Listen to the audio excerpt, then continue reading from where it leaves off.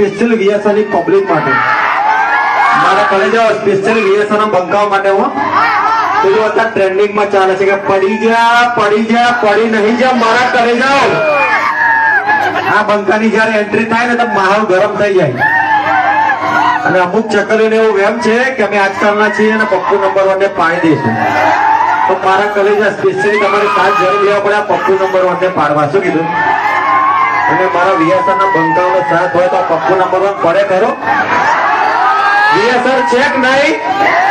વીએસઆર વાગે છે કે નહીં? અને પપ્પુ નંબર 1 છે કે નહીં? તો કેવું હતું વીએસઆર કી પડે?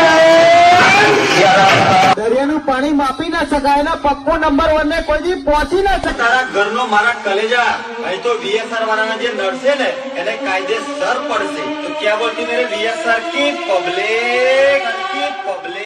कहाँ गए लोकल मार्केट के डिब्बे? अपने बाप को देखकर सो गए क्या? आजा